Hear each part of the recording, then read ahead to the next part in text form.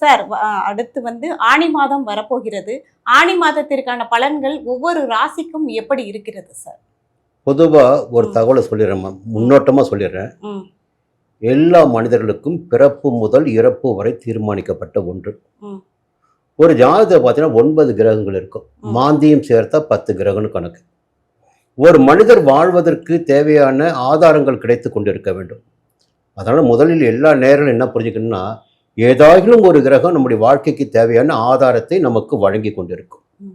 இப்போ 8ல் சனி வந்துட்டாரு, ஜென்மத்தில் கேது வந்துட்டாரு, இப்படி 8ல் குரு போய் மறைஞ்சிட்டாரு, பயப்பட வேண்டிய அவசியம் கிடையாது. ஒரு கிரகம் எதிர்மறையாக சஞ்சரிக்கின்ற போது மற்றும் ஒரு கிரகம் நமக்கு தேவையான பலன்களை கொடுத்து கொண்டிருக்கும்.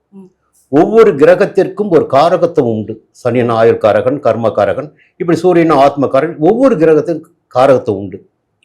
அதாவது முதல்ல திசாபுத்தி பார்ப்பாங்க. திசாபுத்தி ஏன் பார்க்குறாங்கன்னா, எந்த திசை நடைபெற்று கொண்டு இருக்கிறது, அதை ஒட்டி அவருக்கு எந்த விதமான பலன்கள் கிடைத்து கொண்டிருக்கும். முடிஞ்சு போச்சுங்களா? அப்படி பார்க்கின்ற போது இந்த ஒவ்வொரு கிரகத்தையும் நாம் பார்க்கணும். இந்த ஆனி மாதம் என்பது தமிழ் மாதம் மிதுன மாதம்னு சொல்லுவோம். மிதுன மாதம் எப்பொழுது சூரியன் ஒரு ராசிக்குள் சஞ்சரிக்கிறாரோ அந்த மாதம் தான், சித்திரை மாதம் தான் மேஷ ராசிக்குள் சஞ்சரிப்பார். அடுத்து வைகாசி ரிஷப ராசிக்குள், இது மிதுன ராசி, மிதுன மாதம், மிதுன ராசி சொல்லலாம். இந்த ஆனி மாத பலன்களில் சூரியன் எங்கே சஞ்சரிப்பார் என்றால் மிதுன ராசிக்குள் சஞ்சரித்து கொண்டிருப்பார் மாதம் முழுவதும். அடுத்து கடகராசிக்கு போவார். முடிஞ்சு பார்த்தீங்களா? இந்த 30 நாட்கள். இந்த 30 நாட்களும் பார்த்தீங்கன்னா குறைந்தபட்சம் 4 ராசினருக்கு சூரியன் மட்டுமே யோக பலன்களை கொடுத்து கொண்டிருப்பார்.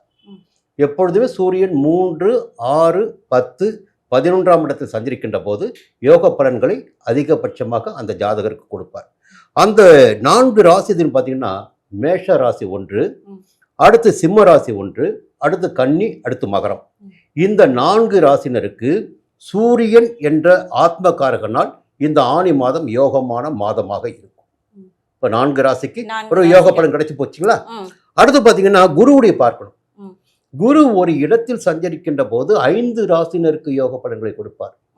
இப்பொழுது குரு சஞ்சரித்துக் கொண்டிருக்கின்றன்னு பார்த்தீங்கன்னா கடக ராசிக்குள்ள உச்சமாக சஞ்சரித்துக் கொண்டிருக்கிறார். 2ஆம் இடம் மிதுனம், 11ஆம் இடம் பார்த்தீங்கன்னா கன்னி, 9ஆம் இடம் விருட்சிகம், 7ஆம் இடம் மகரம், 5ஆம் இடம் மீனம். அப்ப இந்த 5 ராசினருக்கும் குரு பாதுகாப்பு கவசமாக இருந்து கொண்டு யோக பலன்களை கொடுத்து கொண்டிருப்பார். முடிஞ்சு போய் ஒவ்வொரு கிரகத்துக்கும் காரகத்துவம் உண்டு. சஞ்சரிக்கின்ற இடத்திற்கு பலன்களை கொடுப்பாங்க. அடுத்து சனி பாருங்க, அவரும் 3, 6, 11ஆம் இடத்தில் சஞ்சரிக்கின்ற போது யோகத்தை கொடுப்பார். இப்ப யாருக்கு 3ஆம் இடத்துல பாத்தீங்கன்னா மகரத்துக்கு 3ஆம் இடம், 7 சனி வழங்கி போச்சு. அடுத்து 6ஆம் இடம் யாருக்கு? துலாத்துக்கு 6ஆம் இடம். அடுத்து 11ஆம் இடம் யாருக்கு? ரிஷபத்துக்கு. இப்ப சனி பகவானால் சுபிட்சம் அடைகின்ற ராசின்னு பாத்தீங்கன்னா மகரம், ரிஷபம், துலாம், இந்த 3 ராசினர் இருக்கும். இப்படி எல்லாம் அப்படி பேலன்ஸ் பண்ணிட்டே போகும். ராகுவால் ஒரு 3 ராசினர், கேதுவால் ஒரு 3 ராசினர், ஏதாகிலும் ஒரு கிரகம் இவர்களை வாழ வைத்து விடும். அந்த கிரகத்தின் காரகத்துவம் இவளை வலிமைப்படுத்தும், இவளை பெரிய செல்வாக்கு திகழ வைக்கும்.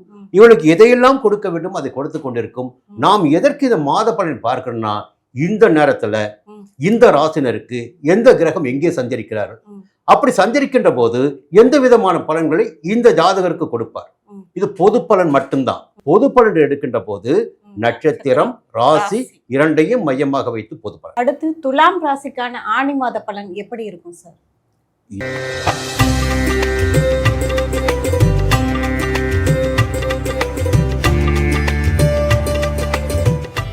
மாதம் இவளுக்கு ஒரு நன்மையான மாதமாக இருக்க போதுமா.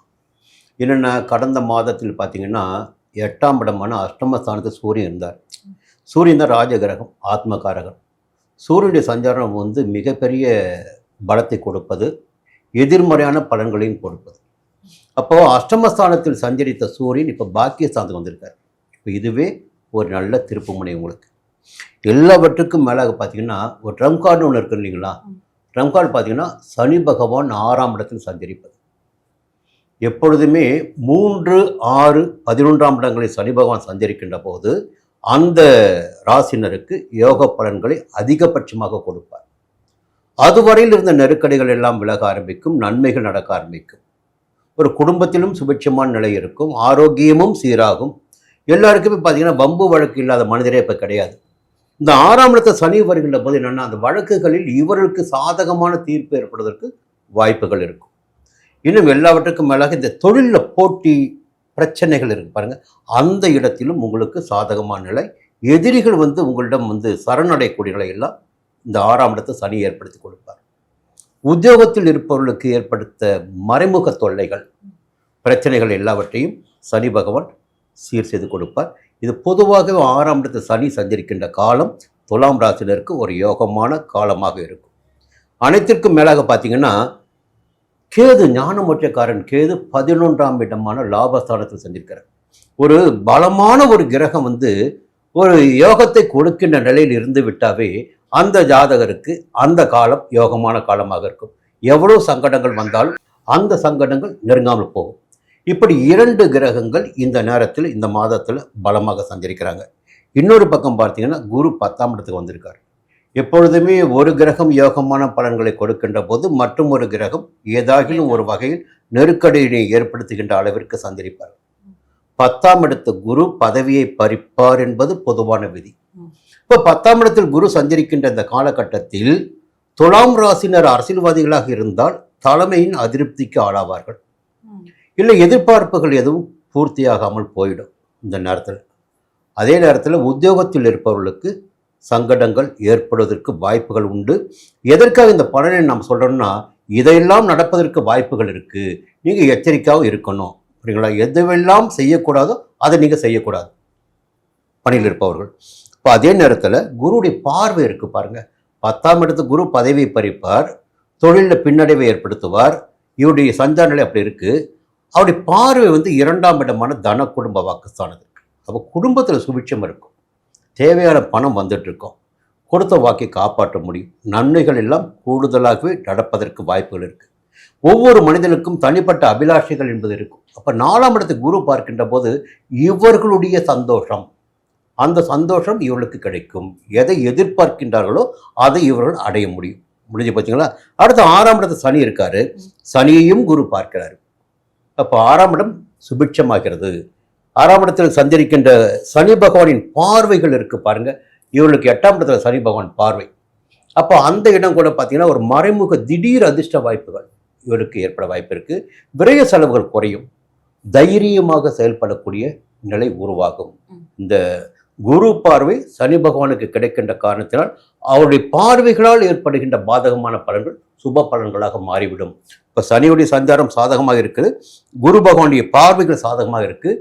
சூரியன் 8ஆம் இடத்துலேருந்து 9ஆம் இடத்துக்கு வந்திருப்பது பார்த்தீங்கன்னா ஒரு செல்வாக்கினை கொடுப்பது நிலை இருக்கும். அடுத்து பார்த்தீங்கன்னா கேது 11ஆம் இடத்துல முடிஞ்சு போச்சு.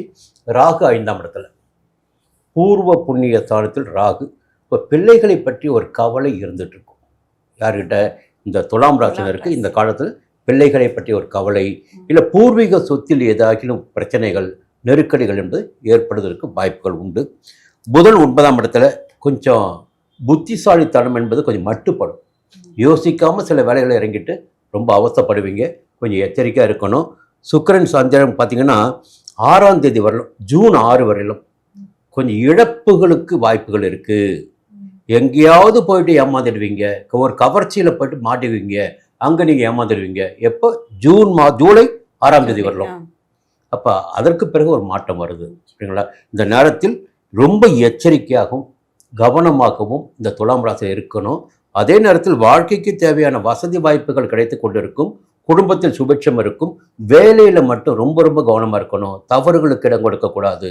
வியாபாரத்திலும் தொழிலிலும் கொஞ்சம் நிதானமாக இருக்கணும், புதிய முதலீடுகளை கவனமாக இருக்கணும். பார்த்தீங்களா, இந்த சந்திராஷ்டமம் பார்க்கும்போது ஜூலை மாதம் 10ஆம் தேதி தொடங்கி 12ஆம் தேதி வரை, மாலை தொடங்கி மாலை வரை சந்திராஷ்டமம். அந்த நாட்களில் புதிய முயற்சிகள் வேண்டாம், எச்சரிக்கையாக இருக்கணும். வழக்கமான வேலைகள் மட்டும் கவனமாக இருந்தால் போதும். இந்த மாதத்தில் நன்மைகளும் அதிகபட்சமாக இருக்கிறது, எதிர்மறையான பலன்களும் ஏற்பட வாய்ப்புகள் இருக்கிறது. சூழ்நிலையை அறிந்து செயல்படுவது நன்மையாக இருக்கும்.